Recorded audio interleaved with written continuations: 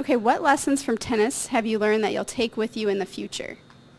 From tennis, I think here in the United States, when I got here to play college tennis, the biggest lesson is that no matter what happened with you, like if your body, like sometimes if you're hurt, but you still can play, you have to do it. And compared to back home if you're hurt or something, you stop and then you take time off because it's your own, like for your own good. And here you have a team, so you need to be with the team, even though if you're a little hurt, you need to pull it off and keep playing. I think that will be. Okay. And what made you choose or want to play tennis in the first place? My dad, he took me to the club, tennis club when I was 4. So basically, I don't know, he just put the racket with me and I started hitting a little bit here and there. And then actually I played until I was 9, 10 years old. And then I stopped playing for 2, 3 years. And then I just got back playing. My dad took me again to the tennis club and then I just love it. And I basically play from like I was 12 so to like till today. So basically that was it, yeah. Okay. And both the men's and women's tennis team, they travel a lot during the season. Do you have a favorite place that you've visited this year? This year, not really. Actually, we traveled kind of around this area, so it was cold mostly all the time. But I do remember once, 2 years ago, we went to Tampa Bay, which I think that was the best part. It was disappointing to come back though because it was really cold here in Tampa. It was sunny and there was the beach and everything. But I think the best place I've been since I got here was Tampa Bay for sure. Yeah. And some athletes are superstitious before a match. Do you fall into that category? Do you have traditions you do before a game or anything like that? Um, I shower with cold water before a match sometimes. And during the match, sometimes I just pick certain balls when I'm playing. You know, I say I'm gonna win the game just if I take these 2 balls and not use the other ones. That kind of my superstitions. Okay. And what sport would you play if it wasn't tennis? Soccer for sure. No doubt about it. I just love it. I would actually say it's compare how much I love to play soccer as how much I like to play tennis. If I would have 4 more years to play one sport here in the United States, I will choose soccer without a doubt. Okay. And finish this statement. The thing I miss most about home is... Mom, dad, family, friends, everything in general at home. It's different than here, and I miss it a lot. Yeah. Okay, and here's another statement. In 10 years, I will be... 10 years. That's a long time, huh? I don't know what I will be, but I know that whatever I do, I'm probably gonna do good because I'm gonna put a lot of effort. I learned a lot here that you need to put a lot of effort to be successful. So I don't know. Probably be working, teaching tennis maybe. I love tennis to teach, or if not, just work in a big company or my own company. I like to be entrepreneur. Okay. And what are your hobbies outside of sports? Outside the sports, so I cannot include soccer. Huh? Outside, I like to listen to music, especially reggaeton, which is like Latin American music and some like more Spanish music. I do like American music sometimes too. What else? Computer, just chill in the computer, Facebook, MSN with my friends. And if you were to open a restaurant, what kind of foods would be on the menu? Definitely no pork, because I don't eat that. But I will. I would probably have something like a Mexican food kind of.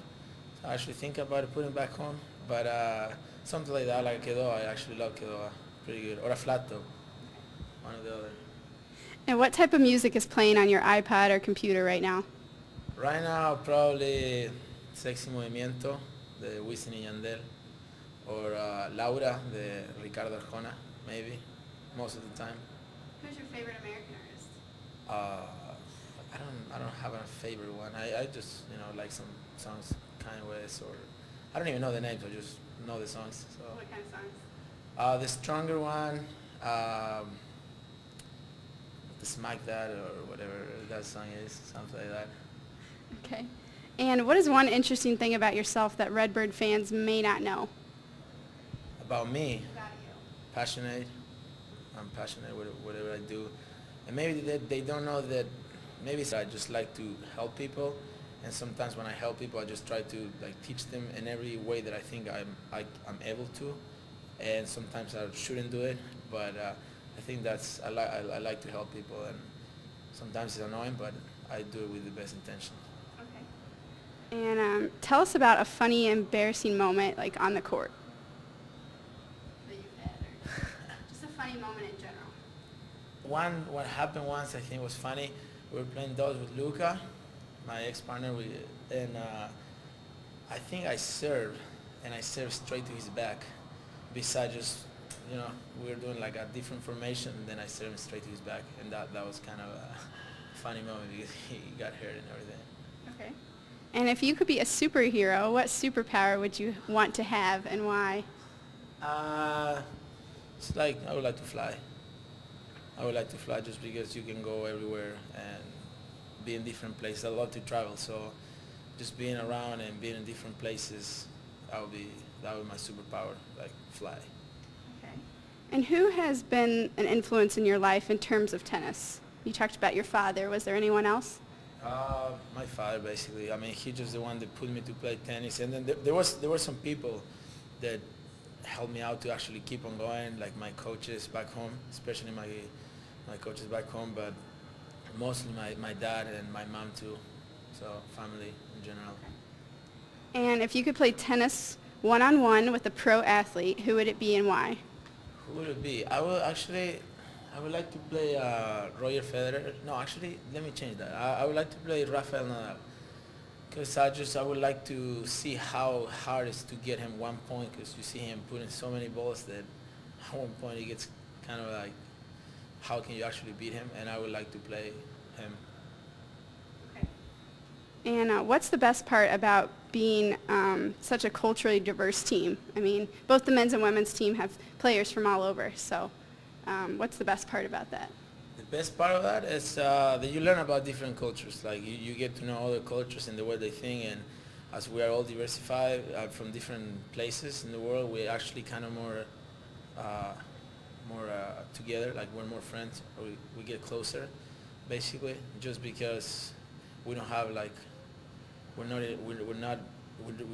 not belong to this culture. So kind of we get together. So it's pretty good.